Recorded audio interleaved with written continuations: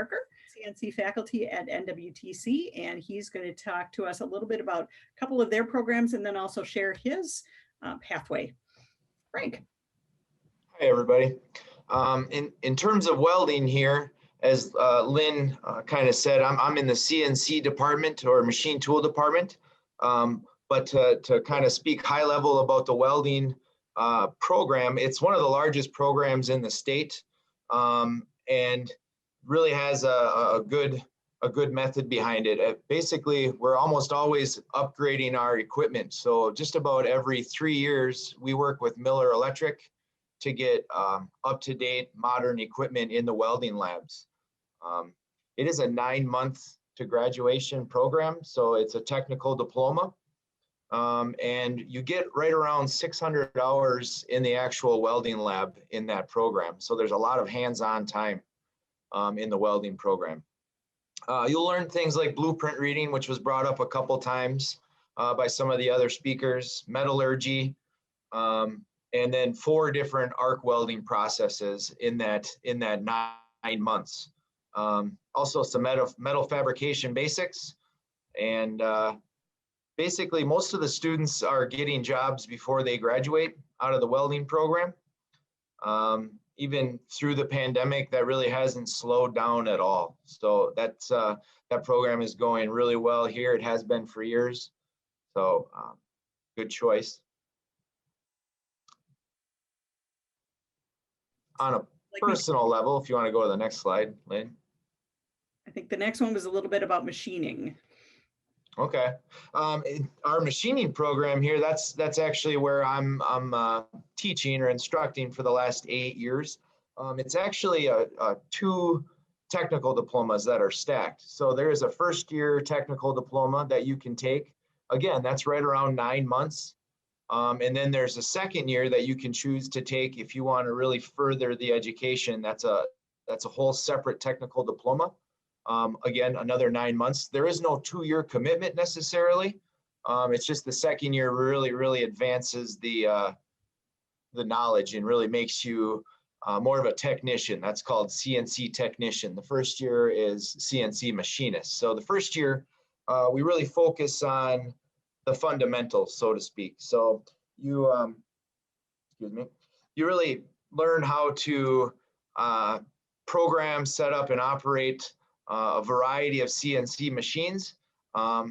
We utilize a lot of manual equipment in order to do that, just because the machines are powered by your own hands.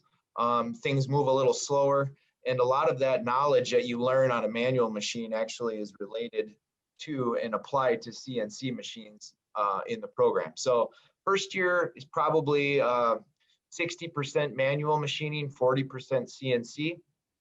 Second year is probably closer to 95% CNC, 5% manual. So you can kind of get an idea of what kind of exposure you're getting to each style of machine there. About 500 hours of shop time in the first year. So there is still a lot of hands-on time, which is probably the best learning method for most people. You're going to learn blueprint reading, again, the basics, all the way up to some of the more complicated facets of blueprint reading, maybe GD&T, some fits and things like that are specific to the machine trade. Got G-code and CAM, so we spend a lot of time in G-code, both in the first year and the second year. First year is kind of laying the groundwork because it really is kind of like learning a new language. So you learn the basics, what the commands mean, how to kind of organize them, or get like a program that flows well and actually produces parts repeatably. And then with CAM in the first year, we basically just kind of introduce CAM. So we get the students drawing the parts, assigning tools, and assigning toolpath, all in the end goal of making a program. So we really want to focus on the G-code side of things because that's what CAM gives us, is a G-code to produce parts. Second year, you really go a lot farther with the G-code into much more depth, and much farther with the CAM software, where you get into the 3D machining and some of the more complicated aspects of CAM. You get 600 hours about in the second year program. If you choose to go to the second year program, there's about 600 hours of shop for the whole program, where you'll learn more of the fixture and tool making, some tool and die work. So it's really taking the next step and really getting kind of accelerated with the machining field in the second year program. So that's the curriculum here for machining. In terms of my own personal story, I was kind of an average high school student. I chose not to go into a university or college directly after high school. I decided to enter the workforce. I really didn't know what I wanted to do. And oddly enough, I didn't even take shop classes in high school. And yet I ended up being a machinist in my adult years. So after high school, I basically worked labor jobs, kind of odd jobs, a few years here, a few years there, some in the building trades like insulation. I worked in a paper warehouse for about 7 years, doing just about anything and everything under the roof there. So started there as a forklift operator, worked on the production lines for a little bit. And then finally I got a promotion into the maintenance department. And that's what really opened my eyes into manufacturing, basically through the maintenance department there. So we were fixing machines that were producing the paper products. And I had to spend time, bringing parts to machine shops to get repaired. Learned a little bit about welding there at that job. So that kind of piqued my interest in that field. So I kind of looked at NWTC to see if I could further my career going down that path. First off, I started in the machining or the welding program rather. And that really, I just kind of found out it wasn't for me. So the other on my short list was CNC machinist. At that time, it was called machine tool operation. So I decided to give that a try. And I really found it very interesting. I really took a liking to it right off the bat and poured myself into that. At that time, that was still a 9-month commitment. And I basically was in my late 20s by the time I finished that and moved on, and I got a job before I even graduated from the program. Luckily, I got a job at a local machine shop that really let me explore a lot of the different types of machines. It was a job shop environment, so I had a lot of variety.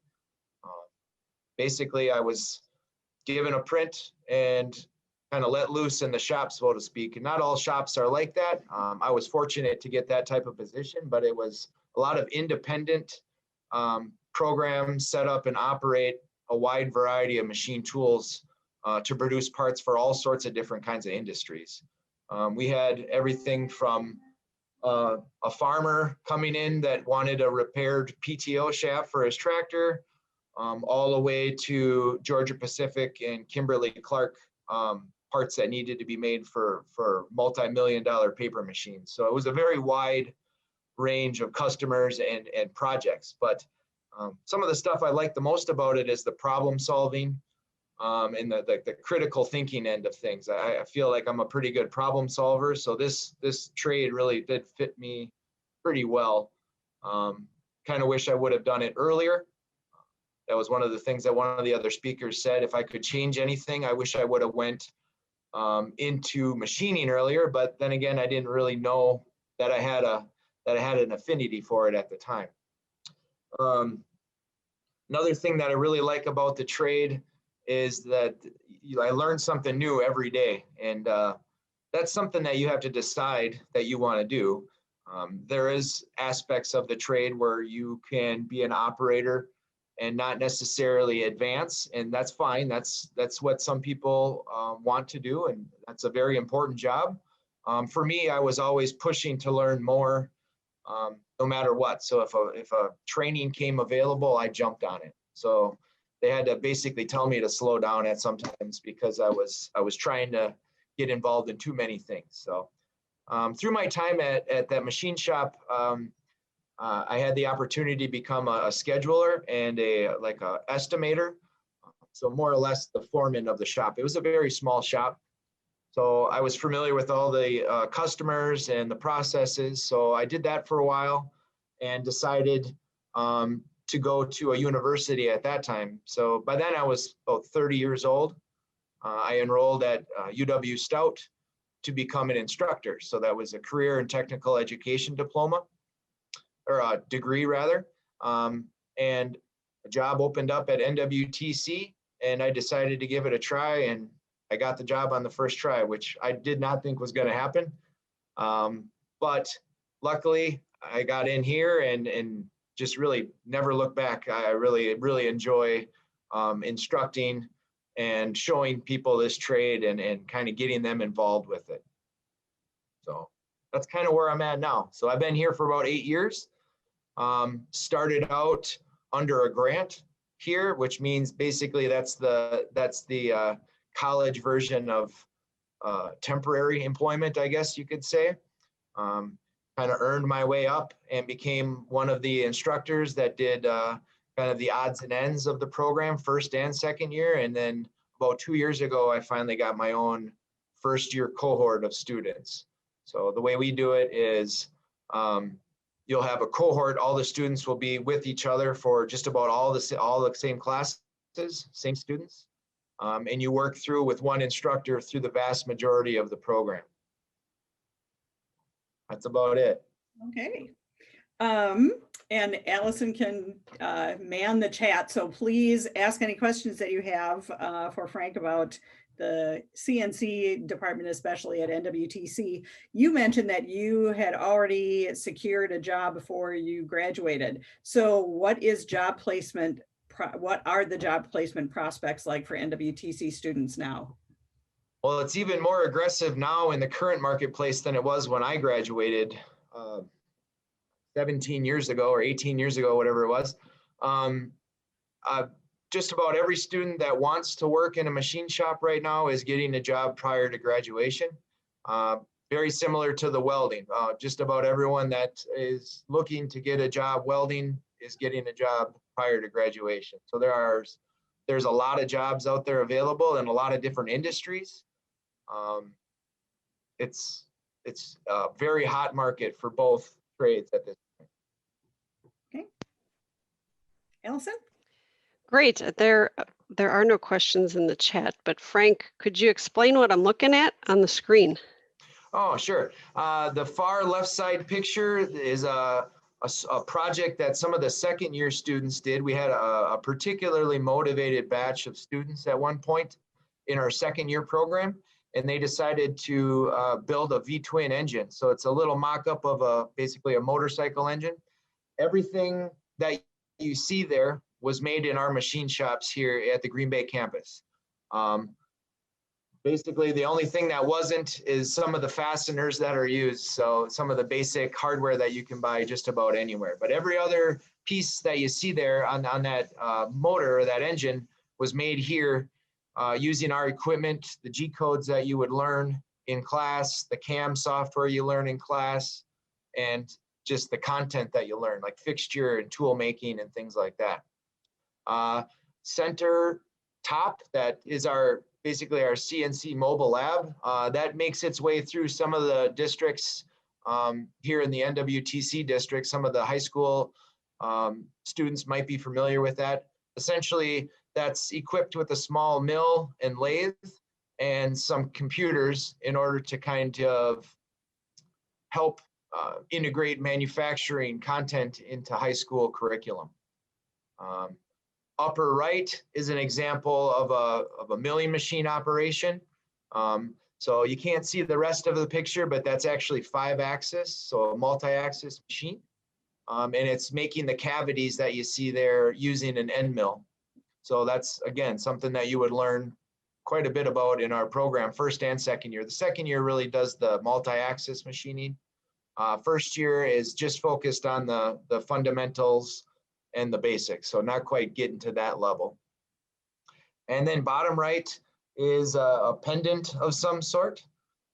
It's got Darth Vader there in the middle, and that's another example of something that could be produced, maybe not necessarily on an industrial basis, but definitely within the realm of capability for a CNC machine. All right. And we have Frank's contact information here. So if you are interested in more information about the CNC program or the welding program at NWTC, please feel free to contact him. Thank you so much for joining us, Frank.